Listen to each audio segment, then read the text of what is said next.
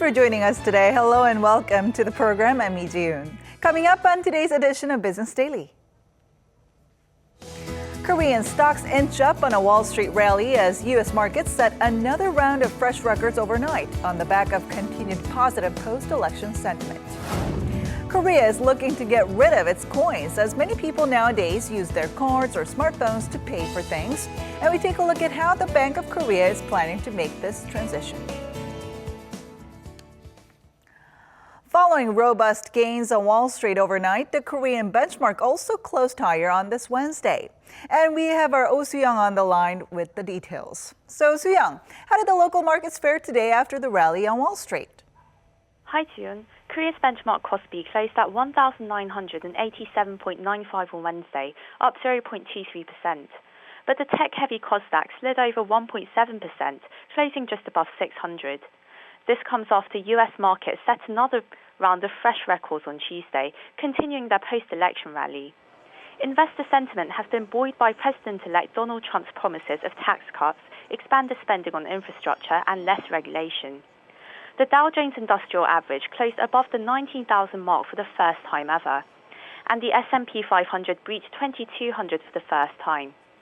With the Nasdaq completing the set, all three major U.S. indexes reached record closing highs for a second straight day. Analysts expect the post-election boom to continue for the time being, as investors remain hopeful that major oil-producing nations will agree to cap their output when they meet in Vienna next week. Also, Black Friday, Cyber Monday, and the upcoming holiday shopping season is likely to further boost investor sentiment. Back to you, Ji-yoon. All right, thank you, Soo-young, for that. Amid the political uncertainty facing the country, Finance Minister cum Deputy Prime Minister Yoo Il-ho has called on his staff to stay focused and do all they can to protect the economy and people's livelihoods. In a joint video conference on this Wednesday connecting the Seoul and Sejong city offices, Minister Yoo tried to raise the spirits of his staff, dragged down by the Choi Soon-sil scandal involving the presidential office. Minister Yoo affirmed that the Finance Ministry has been working on principle and conviction and not for any individual. He instructed staff to speed up the process of building an economic policy direction for next year to create an environment friendly for investment and job creation. Chinese tech giant Huawei is scheduled to launch its premium smartphones for the first time here in Korea. After gaining approval for sales late last month, Huawei has partnered up with LG Uplus, a local telecom firm that will exclusively sell the company's premium handsets, the P9 and P9 Plus, starting December 2nd. One of the phone's most popular features is the dual-lens rear camera, co-engineered with the iconic camera brand Leica. Huawei sold over 9 million units of its P9 series in just 6 months after launching in Britain in April.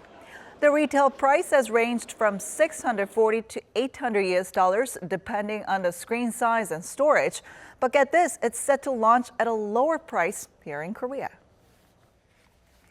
Sales at department stores are expected to smash through the 30 trillion won milestone for the first time ever this year.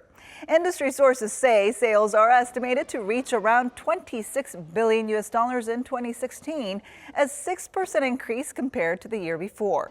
Now, this comes 7 years after sales topped the 20 trillion won, or roughly $17 billion mark in 2009.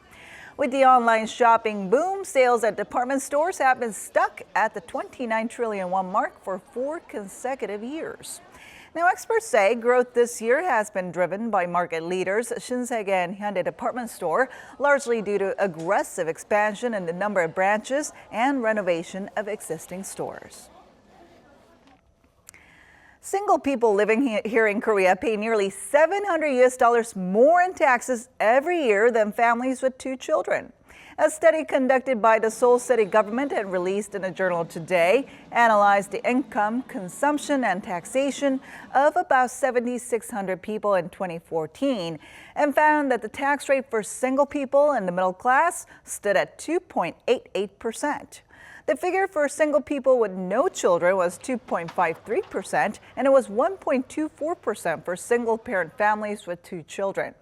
Single people paid an average of $673 more in taxes because they can't take deductions for being married or having children. The study pointed out that with the sharp rise in single-person households, the government needs to consider providing the group with tax benefits.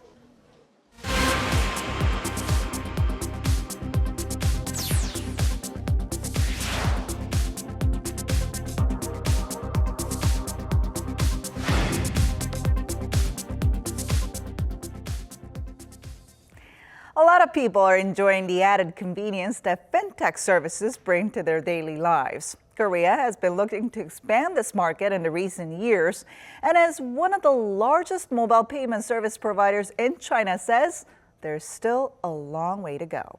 Our Shin Se-min reports. It's already a big player in China. Ant Financial is an affiliate of e-commerce giant Alibaba Group, providing services that range from online transactions to saving money and even tracking shares. The company is also behind Alipay, China's most used mobile payment service, currently embraced by 45 million users in mainland China. But now it's looking to penetrate other business opportunities on a market-by-market basis, starting with Asia. We're analyzing markets around the world, but we see Asia as it's obviously proximate to China. We also see Asia as attractive because mobile phone adoption is quite high here, and technology innovation is actually quite high across Asia. If you look at the Korean market now, already there are mobile payment and digital wallet services already established like Samsung Pay and mobile messaging services, which has become a platform for easier financial services and transactions. As a Chinese company, how do you intend to penetrate the Korean market and its consumers? Well, we see great opportunities for the Korean market here. In terms of the merchants that we serve today, the highest number of those is actually here in Korea, with over 32,000 merchants already accepting Alipay here in Korea. And why is that? Because Korea is one of the biggest destinations for Chinese tourists and Chinese business people who are traveling around the world.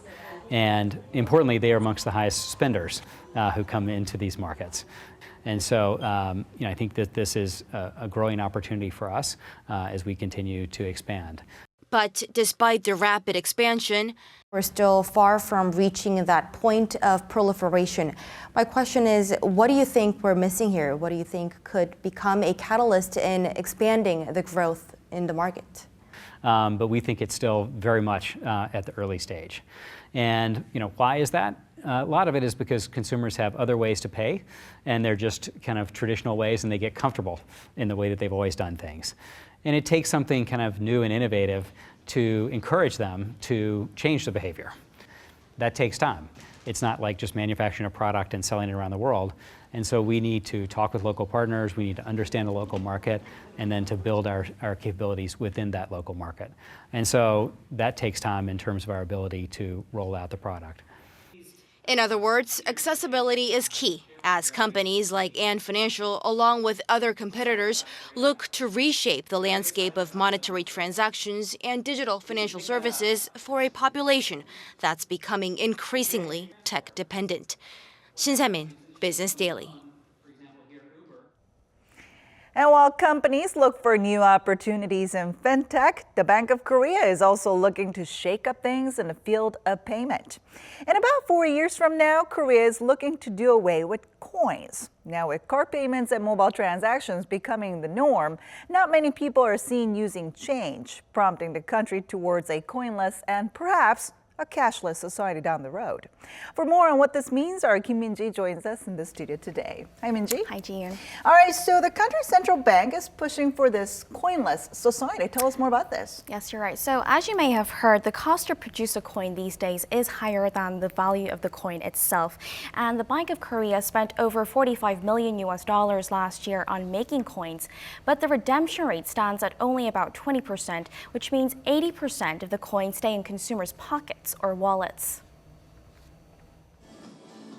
It's not easy to spot people using cash these days, let alone coins, as most people prefer the hassle-free option of paying with plastic. I hardly carry any cash around. I prefer using debit cards because I can keep track of how much I have spent and how much I have left in my account. I use credit cards more often because it's convenient, and I don't like receiving change. And starting next year, after buying something at the convenience store, rather than receiving change, people will be able to put that money straight on a prepaid transportation card. It's part of a test service by the Bank of Korea as it rolls out broader efforts toward creating a coinless society. Down the road, the central bank plans to expand the service to supermarkets, pharmacies, and other retailers, and not just allow money to be put on transit cards, but also credit cards or directly into bank accounts. The BOK hopes this will transform the country into a coinless society by 2020 to reduce social costs and inconveniences from loose change, adding that it will work with financial and IT firms to achieve that goal. So the BOK plans to do away with coins by 2020, and like we saw in your report, people rarely use cash, or coins, including myself. So there has been a, significant shift in the way that people pay for things. Yes, most people, especially the younger generation, can take care of almost anything with just one card. If you take a look at this graph, cash transactions accounted for 36% of all transactions last year, and credit card payments outpaced that at almost 40%, followed by debit and prepaid cards. So simply put, 64% or almost 2/3 were non-cash transactions. And on top of that, with the proliferation of smartphones, mobile transactions are seeing a sharp increase. The number of smartphone banking transactions came to a daily average of 53.8 million in the third quarter, and that's up more than 27% on year. So this again confirms that Korea is moving away from coins and cash in general. All right, so the lack of use would be one reason, but what are some of the other reasons that Korea, along with other countries, are trying to move toward this coinless and cashless society? Well, first of all, like I mentioned earlier, making the coin costs more than the actual value of the coin itself. So last year, Korea spent over $112 billion on producing money, which is up 18.5% on year. And for coins specifically, it cost $45 million, up more than 30%. So scrapping coins would mean that extra cost can be saved. And on top of that, experts say doing away with cash in general, in a sense, can contribute to the economy. There are social costs incurred from using cash, and this is said to account for almost 1% of GDP. So by getting rid of that, simply put, the economy can grow that much more. On top of that, cash has been behind the growing shadow economy. Doing away with it reduces this, and this also means the government can shrink its fiscal deficit. And experts add that through this, the government will be able to secure additional taxes worth anywhere between $17 and $54 billion due to more transparent transactions. So at this point, I'm wondering, is Korea ready for all this? Countries in Europe have been talking about going coinless or cashless for years now, for a very, very long time, but they plan to do this in the next few decades or so. Yes, you're right. Sweden has been looking to go cashless by 2030. Belgium has already over 90% of all transactions non-cash. So Korea is still in its infant stages, but experts say we have a foundation well built. Korea already has technology and devices to charge transit cards, which can practically be used anywhere. And the majority of the population has had experience of using it. So while it's a field that requires a lot of investment, we have the infrastructure there. We now need to go further with it. If we take a look at this chart, it shows the readiness for cashless payments. Korea is in the tipping point with a score of 69. For countries in both the tipping point and advanced categories, it means they have the macroeconomic factors ready, which include access to financial services, macroeconomic factors, and tech and infrastructure. But Korea still needs to ease some regulations. For example, industrial capital is not allowed to be used to establish banks, one of the reasons why the nation's mobile payment services haven't been able to grow bigger. All right, so this all sounds really great, but I imagine there will be some risks or difficulties down the road. So what are some of the concerns about this new experiment? Yes, you're right. Privacy has always been a big issue, although it may prevent crime because records by non-cash will always leave a trail. Some people worry about being hacked or having their names or personal ID numbers exposed. Another problem is elderly people may have trouble adapting, which could mean a new system altogether could lead to a temporary contraction in transactions. But if this is where we're headed, all these things, then what are some of the measures that we can take in order to prevent from this? Well, privacy and security has always been a prominent issue, so experts say financial entities will likely come up with a system to store information separately, and all this should come in gradual phases. And as this is part of a global trend, combined with Korea's top-notch IT and finance or fintech, it could actually become an opportunity to foster new growth engines in the wake of the fourth industrial revolution. So I guess the key here is that authorities and experts work together to make sure that consumers make a smooth transition in going coinless and later cashless society. Yeah, that's right. Thank you so much for coming in today, Minji. No problem.